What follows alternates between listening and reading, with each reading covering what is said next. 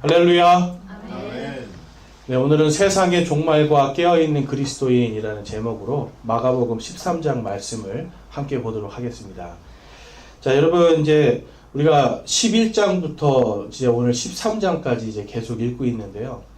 정말 이제 어떻게 보면 예수님께서 십자가로 가는 그 길 가운데서 제자들에게 하나하나 알려주고 가르쳐 주시고 싶은 그 최종적인 그 결론이 이제 세상의 종말이라는 거예요. 여러분, 종말 그러면 어떤 느낌이 드세요? 종말 무서우세요? 네, 다 끝나는 거예요, 진짜. 네. 그냥 이 성경의 세상의 종말은 그냥 다 끝나는 겁니다. 네, 뭐 그냥 뭐 조금 뭐 살다가 우리 영화 보면은 막 뭐 다 무너졌는데 몇 명이 살아서 뭐 다시 뭐 이런 게 자기들만의 뭘 만들고 하잖아요. 여러분, 성경은 그냥 다 끝나는 거예요. 새 하늘과 새 땅, 새 예루살렘 그 도시. 그러니까 완전히 다 끝나는 날이 올 것이다 라고 성경이 말씀을 합니다. 그런데 여러분, 세상 사람들은 이 종말이 두려움이에요. 그런데 우리 그리스도인들에게는 이 종말이 소망입니다. 여러분에게 이 종말이 소망이 됨이 맞습니까, 여러분? 예, 우리는 이 종말을 소망하는 사람들이에요.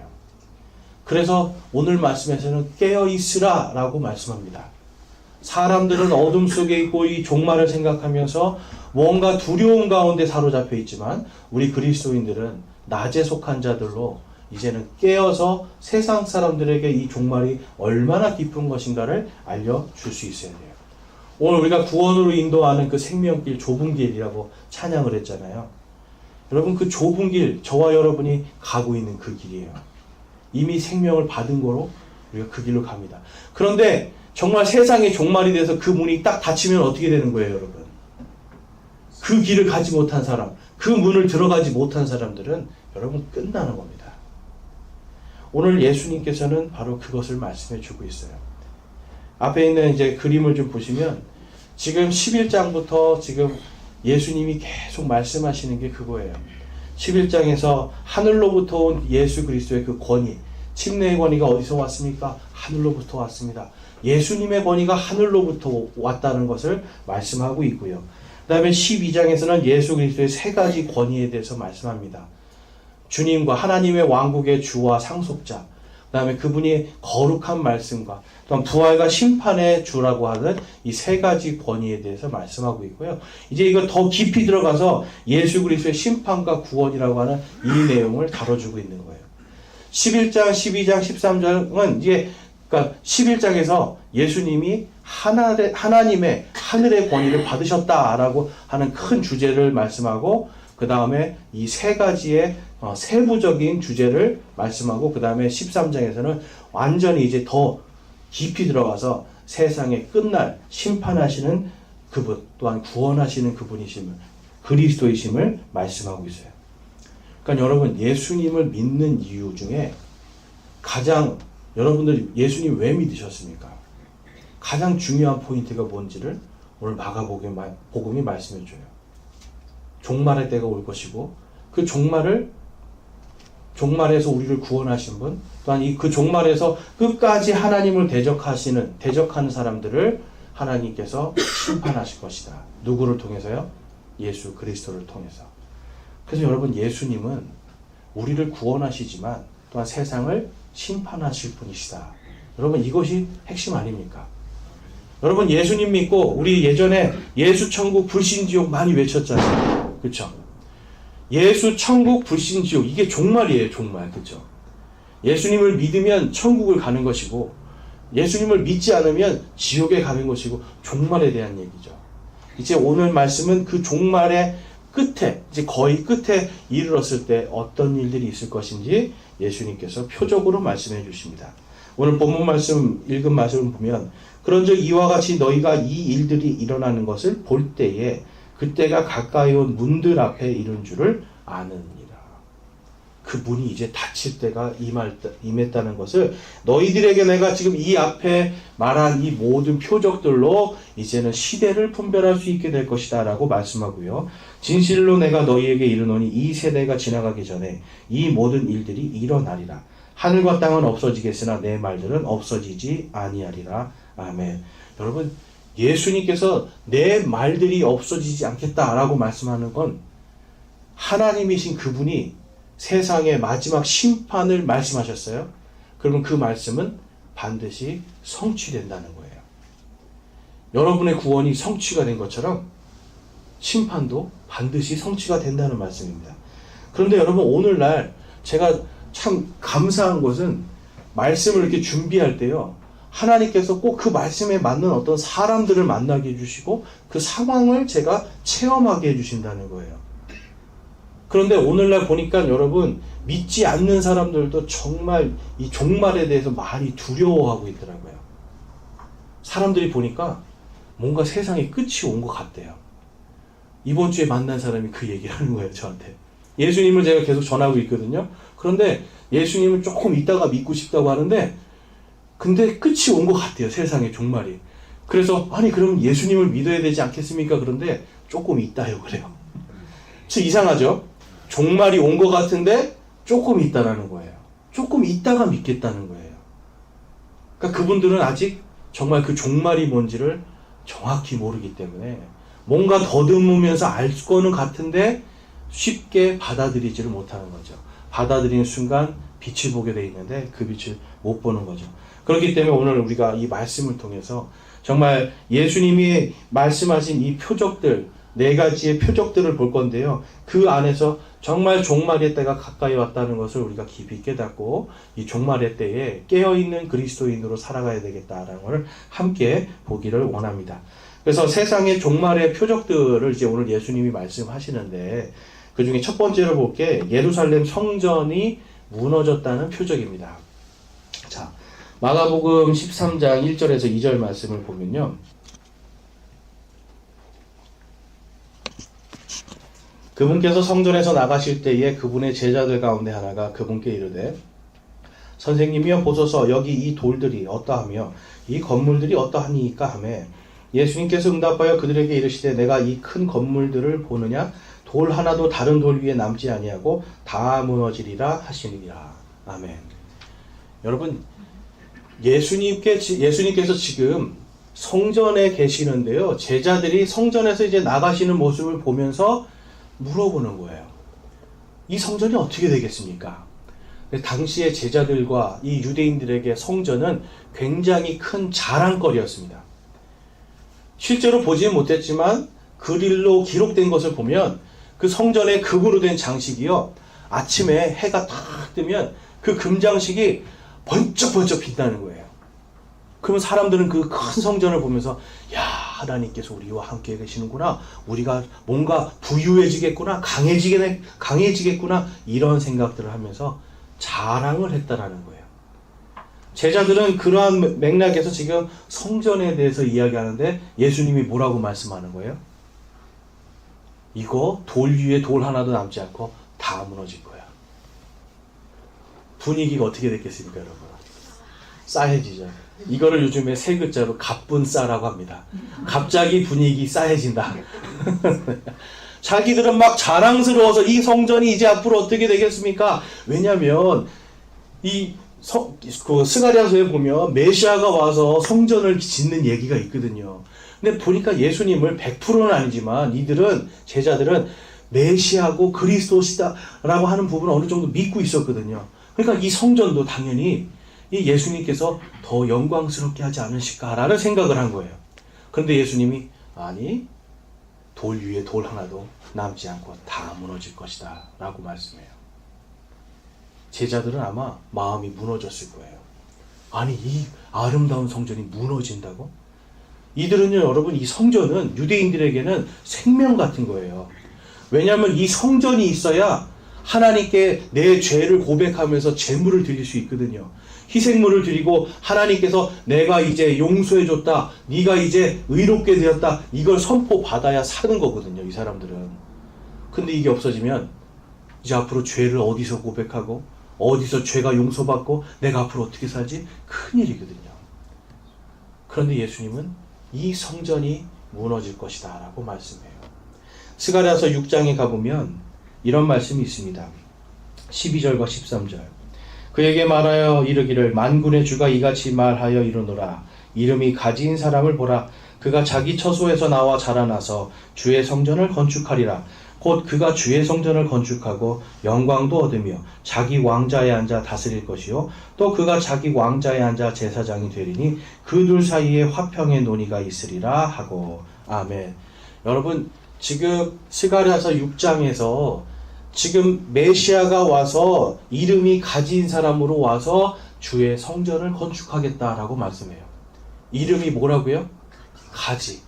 먹는 이 야채 가지가 아니라 나뭇가지입니다. 나뭇가지. 나뭇가지. 이게 이제 히브리어로는 네체르라는 단어이고요. 이게 헬라어로 가서 나사렛으로 바뀝니다. 예수님께서 사역을 시작할 때 사람들이 뭐라고 불렀냐면 나사렛 예수시오라고 그랬어요. 나사렛 예수. 그러니까 스가랴서 6장 12절 말씀이 그대로 성취가 되죠. 예수님이 오시기 지금 몇백 년 전에 이 글이 쓰여진 거예요. 이름이 가진 사람을 보라. 그런데 제자들이 봤더니 예수님이 나사렛 예수라고 불려요. 가지, 나뭇가지 예수라고 불리는 거예요, 여러분. 그러니까 이 제자들은 예수님이 혹시 성전을 세우지 않을까라고 생각했는데 예수님은 이 스가랴서 6장 말씀을 다르게 해석을 해주는 겁니다. 주의 성전을 건축하리라. 그리고 그분이 제사장이 되리라. 그러면 여러분, 우리가 아셔야 되는 게 도시를 재건축할 때 제일 먼저 해야 되는 게 뭘까요? 여기 막 신도시 짓잖아요. 여러분들이 잘 아는 선에서 제가 말씀드리는 거예요. 새롭게 도시를 만들 때 제일 먼저 해야 되는 건 철거입니다. 철거. 네. 옛날 거를 무너뜨려야 새 것을 세우죠. 지금 이 스가랴서 6장 말씀은 이름이 가진 사람이 오는 거예요. 이 말씀을 이제 이 스가랴서가 쓰여지고 나서 진짜로 성전이 세워지거든요. 근데 이거는 주의 성전이 아니에요. 그 앞에는 솔로몬 성전이었고요. 이제 이 다음에는 스룹바벨 성전이었고요. 이름이 그렇단 말이에요. 그 다음에 예수님 당시에는 헤롯 성전이란 말이에요.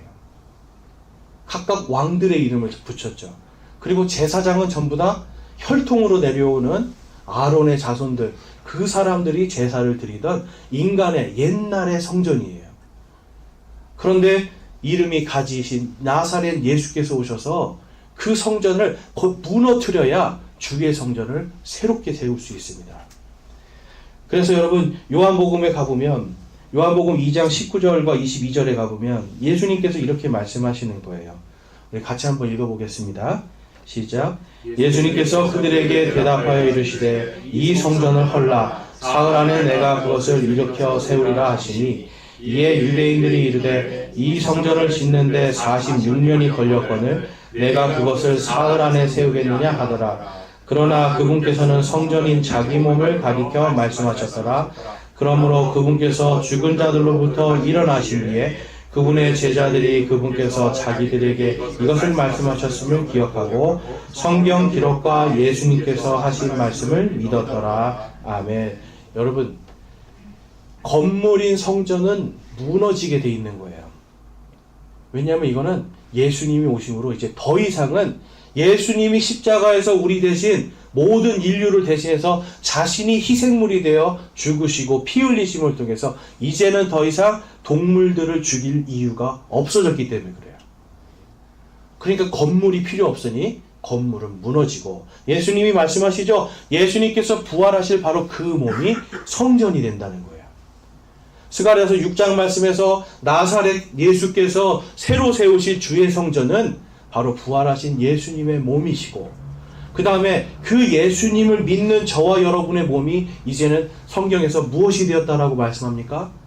이제는 우리가 성전이 되었다라고 말씀해요. 여러분, 지금 이스라엘, 저 예루살렘에 성전이 있습니까? 없습니까? 지금 없어요.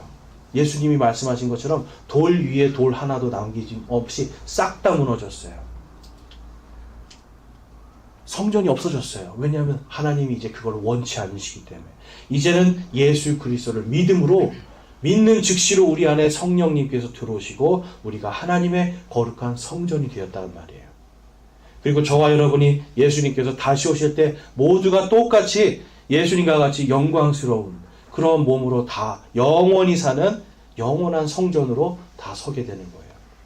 그래서 요한계시록에도 가보면 새 예루살렘 안에는 성전이 없다라고 기록하고 있어요. 왜냐하면 예수님께서 거기 계시기 때문에. 건물의 성전이 아니라 진짜 성전이신 예수님께서 거기 계시기 때문에. 그래서 여러분, 성전이 지금 2000년 전에 무너졌습니다. 성전이 무너지고 이제 우리가 예수 그리스도를 믿고 구원받음을 통해 우리가 성전이 되었다라고 하는 이 사실이 이미 종말이 시작되었다라고 하는 표적이에요. 유대인들은 아직 이 표적을 알지 못하기 때문에 아직도 그들은 건물 성전을 짓기를 원하는 겁니다. 이제는 성전이 필요 없는데. 그래서 보면 여러분, 적그리스도에 대한 수많은 예언들을 보면 적그리스도가 그들에게 성전을 짓게 허락해 주는 사람으로 나와요. 필요 없는데 짓게 해준다는 거예요. 여러분, 유대인들이 오늘날도 예수님을 믿지 못하는 가장 결정적인 이유, 바로 그 성전, 건물 성전만 원하기 때문에 그런 일이 발생하고 있습니다. 그래서 여러분, 성전이 없어졌다는 것이 지금 이 말씀에서 마지막 종말의 때다라고 하는 표적으로 지금 예수님이 말씀해요. 그 다음에 두 번째 우리가 볼 것은 이제 올리브산으로 오실 주님과 적그리스도의 활동에 대한 표적입니다. 자, 13장 3절에서 6절까지 말씀을 보면, 그분께서 올리브산에서 성전 맞은편에 앉으셨을 때에 베드로와 야고보와 요한과 안드레가 그분께 은밀히 여쭙되, 우리에게 말씀해 주소서, 어느 때에 이런 일들이 있으리이까? 또 이 모든 일들이 성취될 때에 무슨 표적이 있으리이까? 하니 예수님께서 대답하여 그들에게 말씀하시기 시작하시되, 아무도 너희를 속이지 못하도록 주의하라. 많은 사람이 내 이름으로 와서 내가 그리스도라 하며 많은 사람을 속이리라. 지금 보면 이제 성전에서 나오셔서 올리브산으로 딱 올라가십니다. 지금 제자들은요, 여러분 아셔야 되는 게 있어요. 지금 스가랴서 말씀을 생각하고 있는 거예요. 아, 성전을 다시 세우는 메시아. 그 다음에 올리브산에 갔더니 분명히 메시아가 올리브산으로 온다고 기록되어 있는데 예수님이 지금 거기 딱 앉으셨잖아요. 그러니까 물어보는 거예요. 마지막 때에 어떤 일이 생길 것입니까? 자, 스가랴서 14장에 가보면 이런 말씀이 있습니다. 14장 우리 4절에서 6절까지 보면, 그날에 그분의 발이 예루살렘 앞 동쪽에 있는 올리브산 위에 설 것이요, 올리브산이 거기에 한가운데서 동쪽과 서쪽으로 갈라지므로 심히 큰 골짜기가 생길 것이며, 그 산의 반은 북쪽으로 그 산의 반은 남쪽으로 이동하리라. 또 너희가 그 산들의 골짜기로 도망하리니 이는 그 산들의 골짜기가 야사레까지 이를 것이기 때문이라. 참으로 너희가 도망하되 유다왕 우시야 시대의 지진 앞에서 피하여 도망한 것 같이 하리라. 또 주내 하나님께서 임하실 것이요, 모든 성도가 너와 함께 임하리라. 그날에는 그 빛이 밝지도 아니하고 어둡지도 아니하리라. 예수님께서 여러분 재림하실 때 어디로 오신다라고 지금 기록이 되어 있습니까? 4절 말씀에 올리브산, 예루살렘 앞 동쪽 올리브산입니다. 옛날 성경에는 감람산이라고 되어 있어요. 그런데 지금 예수님이 올리브산에 딱 앉으니까 제자들이 이 말씀이 기억이 나는 거예요.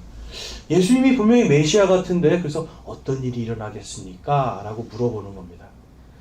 근데 여러분, 제자들도 지금 성경을 제대로 알고 있지는 못하죠.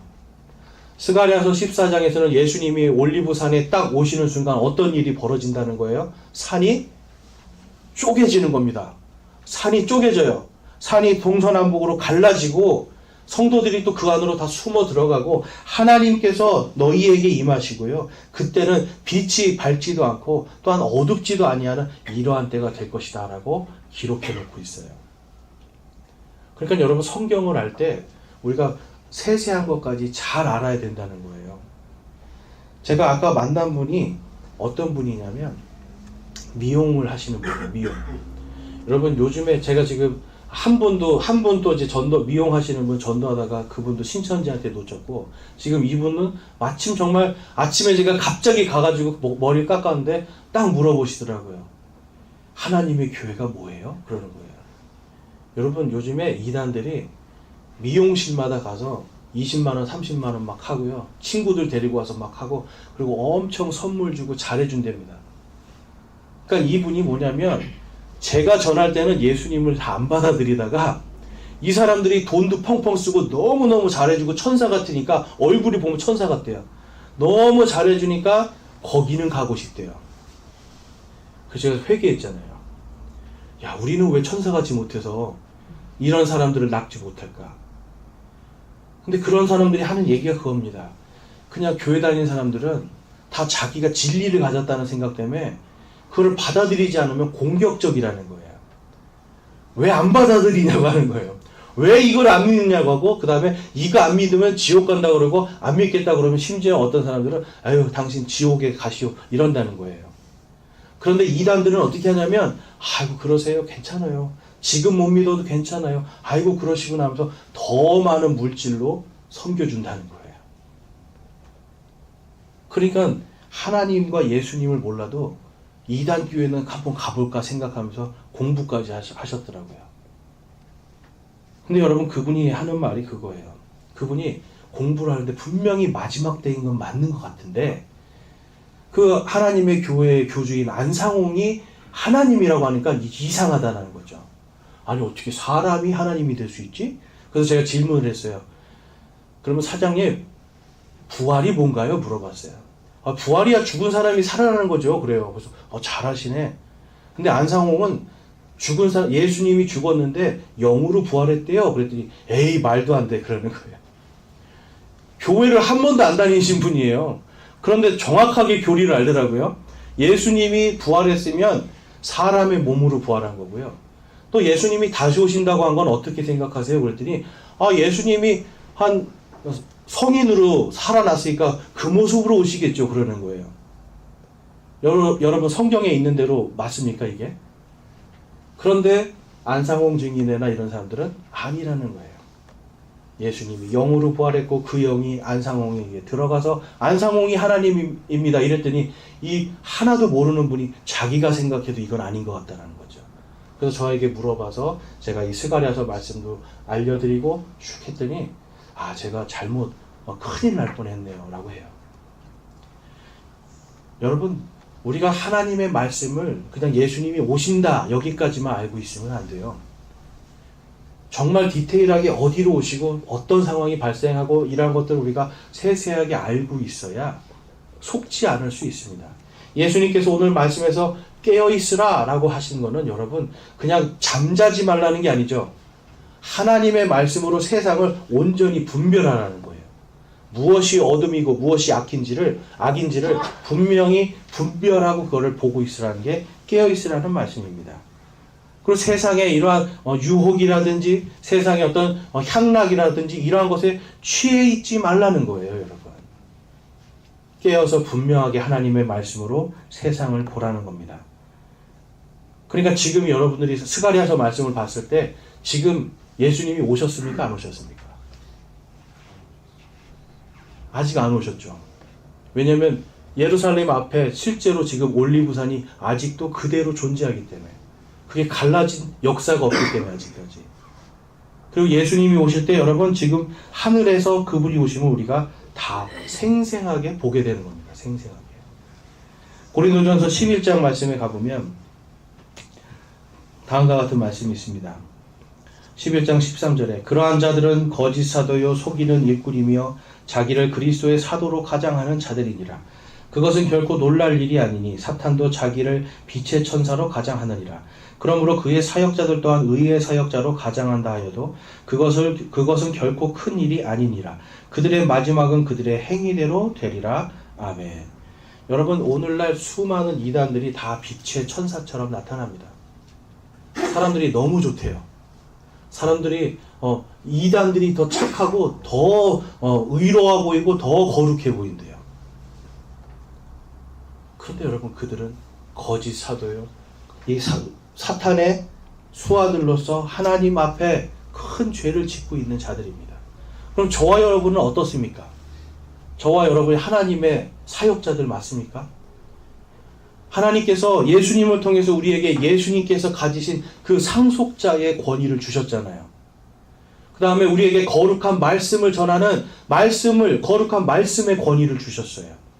또한 우리에게 마지막 때 이제 예수님께서 오실 때 천사들도 심판하고요. 이 땅에서 거짓과 참, 진리와 진리가 아닌 것을 온전히 분별할 수 있는 심판의 권위도 우리에게 주셨어요. 우리는 왕과 제사장으로 세워주셨고요. 말씀을 맡은 대언자들로 세워주셨어요. 그런데 우리는 과연 빛을 비추는 삶을 살고 있는가? 여러분, 우리가 복음을 전할 때 생각해 봐야 되는 문제입니다. 복음을 전할 때 정말 우리가 나는 많은 것을 알고 있어, 나는 뭔가 진리를 알고 있어 라고 하는 이런 교만 때문에 복음의 빛을 가릴 수가 있다는 거예요. 성경에서는 하나님의 말씀을 전할 때 온유하고 또한 진실한 마음과 또한 사랑으로 함께, 예수님의 사랑으로 함께 전하라고 말씀하죠. 성령님의 열매 가운데 여러분, 온유와 절제가 있어요. 인내가 있어요.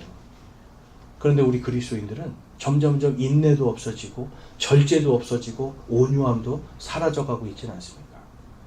여러분, 마지막 시대에 빛을 비추기 위해서 우리가 진리를 열심히 탐구하고 공부해야 되고, 또한 그 진리의 말씀이 하나님의 말씀을 어떻게 전해야 하는 것까지도 세세하게 우리가 생각하면서 전해야 될 때예요. 지금 사람들이 여러분 마지막 때의 표적들을 계속해서 보면서 뭔가 느끼고 있습니다. 그런데 우리의 삶의 모습이 어둡고 우리의 삶의 모습이 전혀 예수님답지 않다면 그들은 그 빛을 볼 수가 없는 거예요. 그 다음에 우리가 세 번째로 볼 표적이 전쟁의 소문들과 민족들의 대립, 그리고 지진과 기근과 재난의 표적입니다. 자, 지금까지 우리는 두 가지를 봤어요. 성전이 무너진 것, 그 다음에 지금 예수님께서 오셨을 때 이 재림의 때에 일어날 지금 올리브산의 표적들, 그리고 이제 적그리스도가 나타날 거에 대해서 보고 있는데, 이제 그것을 조금 더 깊이 있게 예수님께서 다루시는 것을 볼 수가 있습니다. 7절 말씀에 보면, 마가복음 13장 7절 말씀에 보면, 또 너희가 전쟁과 전쟁의 소문을 들을 때에 불안해하지 말라. 그런 일들이 반드시 있어야 하되 아직 끝은 아니니라. 민족이 민족을, 왕국이 왕국을 대적하여 일어나고 그 곳곳에 지진이 있으며 기근과 재난이 있으니 이것들은 고통의 시작이니라. 오직 너희는 스스로 주의하여 하라. 그들이 너희를 공회에 넘겨주고 회당에서 너희를 때릴 것이요 너희가 나로 인하여 치리자들과 왕들 앞에 끌려가 그들에게 증언하리라. 또 먼저 복음이 반드시 모든 민족들 가운데 널리 알려져야 하리라. 여러분, 여기서 보면 7절 말씀에 너희는 이라는 단어가 나옵니다. 여기 너희는 누구를 지칭하는 걸까요? 너희는 지금 예수님의 제자들이고 유대인들에게 하시는 말씀이에요. 그래서 여기서 말하는 지금 전쟁의 소문들과 여러 가지 민족들과 왕국들의 대립, 지금 전 세계에 전쟁이 많이 일어나고 있잖아요. 여러분, 특별히 중동의 이스라엘 지역에 일어나는 전쟁들을 우리가 눈여겨봐야 된다는 겁니다. 그런데 예수님이 말씀해요. 그것이 끝이 아니라는 거예요. 그게 끝이 아니라 이제 그것이 시작이다라고 말씀하고 있어요. 그래서 많은 사람들이 지금 전쟁들이 막 일어나니까 지금이 마지막 때고 이제 곧 예수님이 곧 와서 심판하고 세상이 다 끝난다라고 자꾸만 협박하는 사람들이 있어요, 여러분. 근데 그게 아니라 그러한 것들은 그냥 이제 앞으로 일어날 일들이고 전조 증상들이에요. 그리고 실제적인 예수님의 심판은 그 뒤에 일어날 것이다 라는 걸 말씀하고 있습니다. 제가 봤더니요, 여러분, 지금 이스라엘에 전쟁이 일어나고 있죠. 근데 여러분 보시면서 좀 신기하지 않으세요? 이스라엘은 한 나라, 조그만 나라 하나인데 지금 옆에 있는 레바논하고 하죠, 시리아하고 하죠, 이란하고 하죠, 그리고 또 팔레스타인하고 하죠. 그러니까 지금 그 주변에 있는 중동 국가들을 지금 다 공격하고 있어요. 막 공격하고 있어요. 여러분들이 볼 때는 이 전쟁이, 가만히 한번 보세요. 이게 말이 안 되는 전쟁이에요. 그러니까 우리나라로 치면 우리나라가 중국도 공격하고 일본도 공격하고 러시아도 공격하고 한 번에 다 공격하는 거예요. 여러분, 가능할 것 같은 느낌이 드세요? 가능하지 않은데 지금 이스라엘이 그걸 하고 있어요. 그런데 가만히 들여다보니까 할 수 있는 원인이 있더라고요. 중동 국가에요, 지금 이스라엘과 대치하고 있는 나라들을 후원하는 왕조들이 있습니다. 중동에는 총 6개의 왕조가 있는데 그 중에 2개의 왕조가 이스라엘을 공격을 하고요. 나머지 3개의 왕조가 이스라엘을 도와주고 있어요. 이슬람인데 이스라엘을 도와주고 있어요. 그 다음에 사우디는 중립이에요.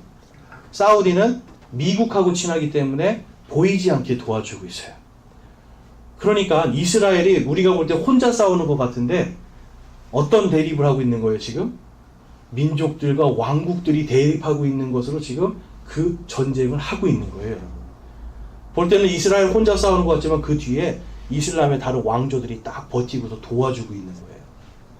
그러니까 지금 전쟁이요, 그냥 전쟁이 아니라 그 민족들 간의 전쟁이고 왕국들이 서로 대립하는 전쟁임을 볼 수 있어요.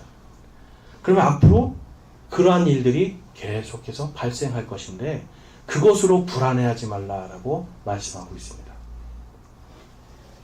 이러한 전쟁들 속에서 하나님께서 반드시 우리를 이제 그 다음에 데살로니가 전서 4장과 5장에 가보면 우리를 다 구원하시고 공중에서 주를 만나며 그 진노의 날 가운데로 우리를 들어가지 않도록 하나님이 정하셨다라는 거예요. 정하셨다는 겁니다, 여러분. 여러분, 저와 여러분이 지금 오늘날 수많은 이단들이 다, 그 다음에 다른 어떤 개신교회 사람들도 종말을 두려워하는 절대적인 이유가 뭐냐면 우리가 그 하나님의 종말의 진노 속으로 들어간다라고 자꾸 가르치기 때문에 그래요. 그 종말로 들어가서 우리가 엄청나게 고생하고 노력하고 거기서 죽임당할 때 목베임 당하고 이래야 구원받는 것처럼 자꾸 가르치니까 사람들이 그 종말이 두려운 거예요. 그런데 하나님의 말씀은 바로 예수 그리스도를 믿고 구원받은 우리 모두, 바로 하나님의 성전이 된 우리는 그 진노 속으로 들어가는 것이 아니라 진노가 임하기 전에 하나님께서 다 부활시켜서 공중에서 주님을 만나고 공중에서 우리가 그 진노의 하나님의 진노를 위에서 내려다보고 있는 겁니다, 여러분. 그 진노 속으로 들어가지 않도록 정하셨다라는 거예요. 여러분, 하나님의 말씀이 그렇다면 우리는 그런 것으로 받아들이고 불안해하지 말고 마음을 강하게 해야 되겠죠. 여러분, 전쟁 때문에 수많은 경제적인 어려움이 있을 수 있습니다. 전쟁 때문에 우리가 위협을 느낄 수도 있습니다.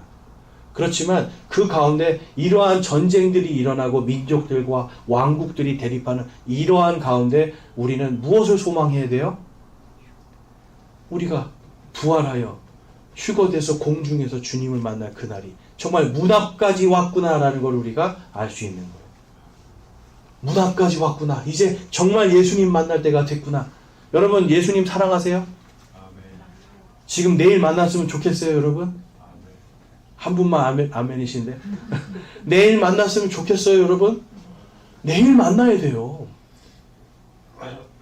다음에요가 아니라 내일 오시면 내일 만나는 거예요. 내일 만나야 여러분 우리는 그 진노 속으로 안 들어간다니까요. 진노가 벌어진 다음에 들어가면 여러분 끝나는 거예요. 그때 가서는 정말 목숨 내놓고 믿어야 되는 상황이 오는 거예요.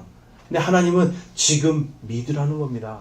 지금 믿고 하나님을 신뢰하며 살아가는 자들에게는 상속자로서 하나님의 말씀의 권위로서 또한 이 땅을 심판하는 자로서 다시 오실 예수님 다시 오실 때 같이 함께 오게 될 것에 대해서 성경은 계속 우리가 서로 위로하고 소망을 가지라고 말씀하고 있어요. 여러분, 전쟁과 기근과 지금 이러한 것들이 계속해서 뉴스에서 발생이 됩니다. 지금 저희가 일본에 선교 준비하고 있는데 기도 제일 많이 하는 게 지진 나지 않게 해달라고 하고 있습니다. 일본에도 지진이 이제 일어날 거다 막 이런 얘기들이 있고요. 지금 전 세계적으로 지진에 대한 위험이 계속해서 보고가 되고 있어요. 이제 여러분 우리나라도 피해갈 수 없는 상황입니다. 그렇기 때문에 이제 앞으로 이러한 일들이 발생해도 그것은 여러분 종말이 아니라는 것을 기억하시고 오히려 예수님을 만날 그날 우리가 부활하여 영광을 받을 큰 기쁨을 얻은 큰 권능을 얻을 바로 그날이 문 앞에 다가왔구나라고 생각하시면서 우리는 기뻐할 수 있어야 돼요. 그 다음에 네 번째로 이제 예수님께서 더 깊이 있게 이제는 정말 이스라엘 땅에 임하게 될 표적들에 대해서 말씀하고 있습니다. 13장 12절 보면 이제 형제가 형제를, 아버지가 아들을 배반하고 넘겨주어 죽게 하며 자식들이 자기 부모를 대적하여 일어나 그들을 죽게 하리라. 그리고 너희는 내 이름으로 인하여 모든 사람들에게 증오를 받으리라. 그러나 끝까지 견딜 자, 바로 그는 구원을 받으리라.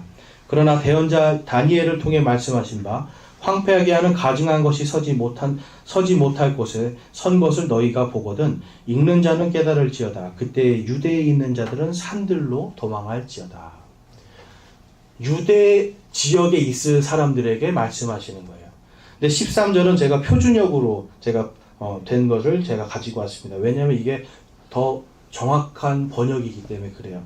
왜냐하면 많은 사람들이 끝까지 견디는 자는 구원을 얻으리라, 이 말씀 때문에 자꾸만 뭔가 내 행위로 끝까지 견뎌야 구원받는 거라고 생각을 하고, 또 이 진노의 날에 들어가서 끝까지 견뎌야 구원받는 것처럼 생각해요. 근데 영어로가 보면 콤마가 딱 찍혀져 있어요. 뭐냐면 끝까지 견딜 자, 어떤 자입니까? 고난을 받고 죽임을 당해도 내가 믿음으로 나는 예수님을 믿습니다 라고 하고 순교하면서까지도 견딜, 바로 믿음의 사람을 얘기해 주는 거예요.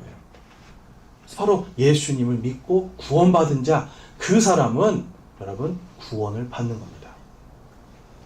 뭔가 끝까지 견뎌야 되는 게 아니라 주 예수님을 믿는 그 사람, 그 즉시로 그가 구원을 받을 것에 대해서 말씀하고 있어요. 근데 어디에 있는 사람들이요? 유대 지역에 있는 사람들. 이때가 되면요, 여러분 다니엘서에 보면은 적그리스도가 유대인들에게 성전을 세워주는 말씀이 있습니다. 다니엘서 9장에 가보면. 그런데 이 사람들이 적그리스도를 예수님이라고 생각하는 거예요. 우리로 식으로 하면. 그래서 적그리스도를 경배하면서 이 사람을 막 높이면서 스스로는 하나님을 믿는다라고 생각을 하는데 실제로는 여러분 사탄을 숭배하는 것이죠. 그런데 그 와중에도 아니다, 예수 그리스도를 믿어야 된다라고 하는 깨어있는 사람들이 생길 거라는 거예요. 그런 사람들은 요한계시록에 보면 어떤 일을 당한다라고 기록되어 있습니까? 목베임 당하고요, 물건을 사고 팔지도 못하고요. 그러니까 쉽게 말해서 기근 속으로 들어가는 거예요. 스스로 고난 속으로 들어갈 수밖에 없는 거예요. 이 진노의 때가 되면. 그러면 여러분 그때에는 여러분 얼마나 믿음을 지키기가 어렵겠습니까? 지금이 여러분 진짜 편한 시기예요. 더군다나 이 대한민국 믿음의 자유가 있고 마음대로 나는 믿습니다 말할 수 있는 바로 지금 이 나라, 이 시대가 여러분 정말 복받은 시대라니까요. 다니엘서 9장 말씀에 가보면 이렇게 기록되어 있습니다. 9장 27절에 우리 같이 한번 읽어볼게요. 적그리스도에 대한 말씀입니다. 함께 큰 소리로 읽겠습니다. 시작. 그가 한 사람과 한 길에 그와 언약을 맺어가지니 그가 그 일에 한 순간에 생물과 모험물을 그치게 하며 또 가증한 것들로 뒤덮기 위하여 심지어 완전히 끝날 때까지 그것을 황폐하게 할 것이요 작정된 그것이 그 황폐한 곳에 쏟아지리라 하니라. 아멘. 여기서 보면 그가 많은 사람과 한 일해 동안 언약을 확정한다라고 기록되어 있습니다. 한 일해, 7년을 이야기하는 겁니다. 7년. 그러니까 7년의 큰 고통의 날이 임할 것인데 그때 등장하는 사람이 누구예요? 바로 적그리스도가 등장을 한다는 겁니다. 그리고 그가 성전을 짓게 해주고 그 성전에서 하나님께 제물을 드리는 것을 허락을 해줘요. 근데 거기 보면 그가 여러분 그 7년의 한가운데 3년 반이 됐을 때에 하나님의 성전에 완전히 황폐하게 하는 가증한 것을 세운다라고 기록이 되어 있습니다. 데살로니가 후서에 가보면 적그리스도가 스스로 자기가 하나님이라고 해서 거기에 앉아요. 이제는 하나님이 아니라 적그리스도를 경배하게 하는 적그리스도에게 제물을 바치게 하는 그 일이 생길 것이다 라고 기록하고 있어요. 여러분 오늘날 많은 사람들이요 여기저기에 다 하나님이 있다고 믿어요. 모든 종교에 다 예수님이 있고요. 모든 종교에 다 하나님이 있다고 믿어요. 그래서 어떤 학자들은 이렇게 얘기합니다. 불교를 끝까지 믿어서 가다 보면 그 끝에서 예수님 만난대요. 힌두교도 끝까지 가고 이슬람도 끝까지 가다 보면 그 끝에서 예수님을 만난대요. 여러분 성경에 그런 얘기가 있습니까? 없습니까? 없죠. 분명히 없죠. 그런데 많은 그리스도인들이 그거를 좋아합니다. 왜 그럴까요? 그렇죠. 다른 사람하고 싸울 일이 없어요. 평안하도다, 안전하도다 하는 거예요, 여러분. 아, 이제는 우리가 싸울 일도 없구나. 우리는 이제 안전하구나. 다른 종교하고도 이제 우리는 다 화합할 수 있구나라고 하는 지금 그러한 문화로 가고 있어요. 여러분, 근데 진리는 그렇지 않습니다. 분명히 악과 선이 분명히 나눠지고 진리와 비진리가 분명히 갈라지는 거예요. 그러면 반드시 싸움이 나게 돼 있죠.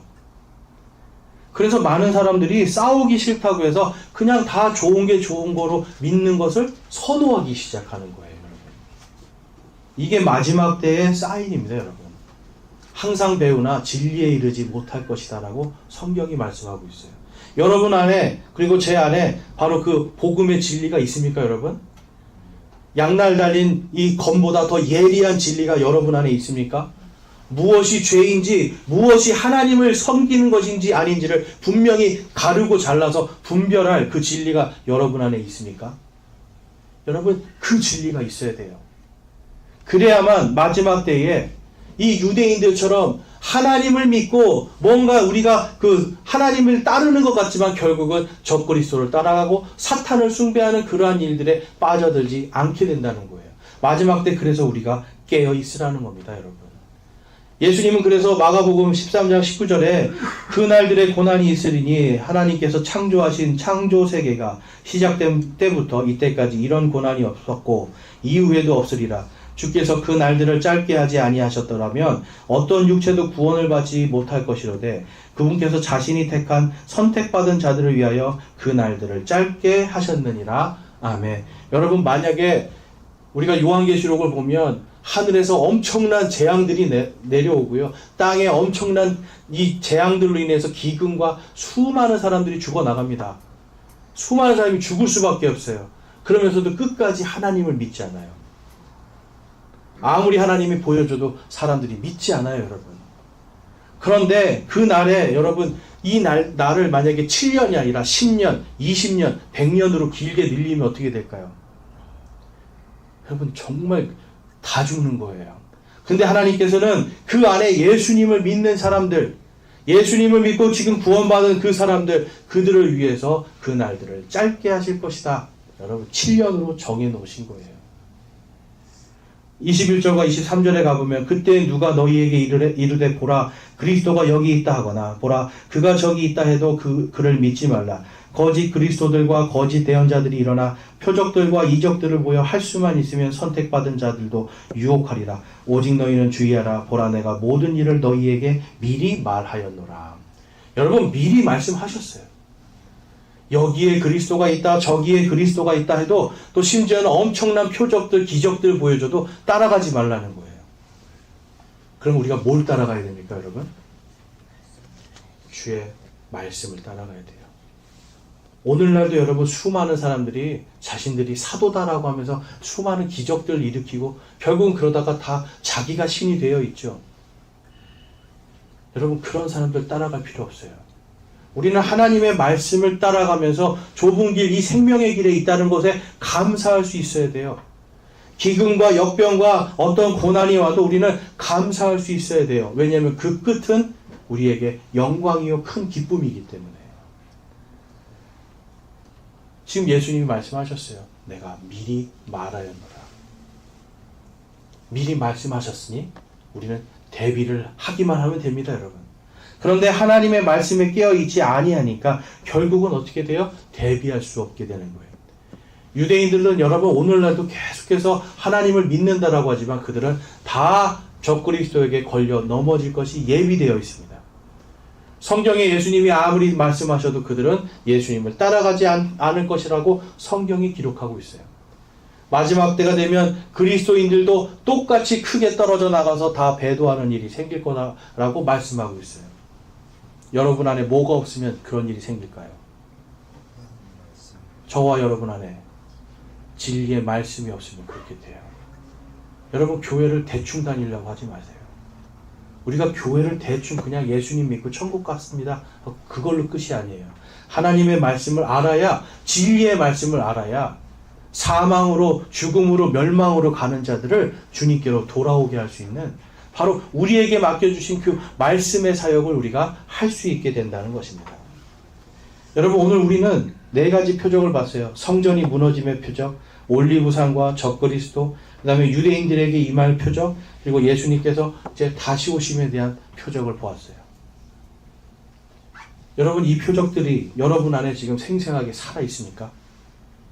오늘 들었다고 여러분 끝나는 것이 아니라 여러분들이 스가랴서에 가서 오늘 가셔서 꼭 읽어보시기 바랍니다. 스가랴서를 읽으면서 오늘 말씀에 이러한 것들이 앞으로 이루어질 것들이 예수님께서 어떻게 말씀하셨는가를 여러분들이 분명하게 기억하시고, 그 다음에 누군가가 그러한 이단이라든지 다른 복음을 따라가면서 멸망의 길로 가고 있다면 우리는 진리의 검으로 그 사람이 온전히 돌아올 수 있도록 인도를 해줘야 돼요. 그리고 반드시 온유함과 겸손함과 사랑으로 이 진리를 전해야 됩니다.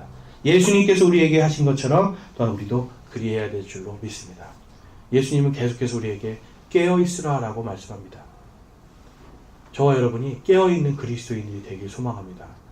정말 사탄도 광명의 천사로 위장을 하는데 우리는 얼마나 더 하나님의 말씀으로 빛을 내야 되겠습니까, 여러분? 우리가 사랑을 잃지 말고 예수님께 받은 그 사랑 안에서 진리의 이 말씀을 온전히 전할 수 있기를 소망합니다. 기도하겠습니다. 이 시간 기도하실 때 정말 나는 깨어있는 그리스도인인가 생각해 보시기 바랍니다. 정말 내가 그냥 교회 나오고 예배 드리는 걸로만 만족하고 있는지, 아니면 내 안에 정말 좌우에 양날 달린 예리한 그 날카로운 그 검과 같은 진리의 말씀이 있는지 다시 한번 생각해 보면서 아직도 내가 말씀이 내 안에 부족하다면 오늘 결단하시기 원합니다. 주님, 이 진리의 말씀으로 살겠습니다. 진리의 말씀을 더 알기를 소망합니다 라고 결단하시며 소망하기를 원하고요.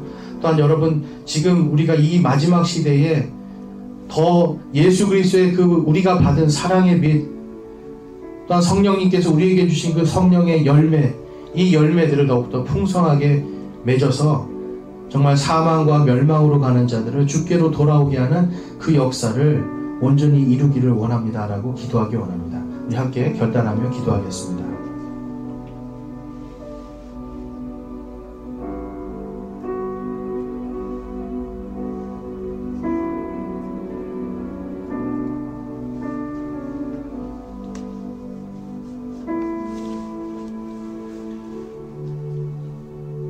오늘 말씀을 통해서 제가 이제는 정말 그냥 교회 다니는 사람이 아니라 정말 양날 달린 어떤 것보다도 더 예리한 진리의 말씀을 가지고 이 땅에서 깨어 기도하며 멸망으로 가는 자들을 구원과 생명으로 인도하는 그 사역을 감당하기를 소망하고 결단합니다 라고 하시는 분들, 우리 손을 들어 마음을 드리기 원합니다. 그냥 교회 다니는 사람이 아니라 내가 진리의 말씀을 선포하고 말씀으로 사는 사람이 되기를 소망합니다 하시는 분들, 우리 손을 들어 마음을 드리기 원합니다. 감사합니다. 손 내려주시고, 제가 이제까지 정말 하나님의 말씀에 무관심했는데 이제는 말씀 안에서 이 땅에서 빛의 역할로, 빛과 소금으로 잘 설 수 있기를 소망합니다. 이건 결단이 아니라 정말 소망합니다 하시는 분들, 우리 손을 들기 원합니다. 감사합니다. 손 내려주시고요. 여러분들이 정말 이 땅에서 마지막 때에 멸망으로 가는 사람들을 주께로 인도하는 그 귀한 사역을 우리 모두가 함께 감당하는데 서로 합력할 수 있기를 주님의 이름으로 축원합니다. 아멘.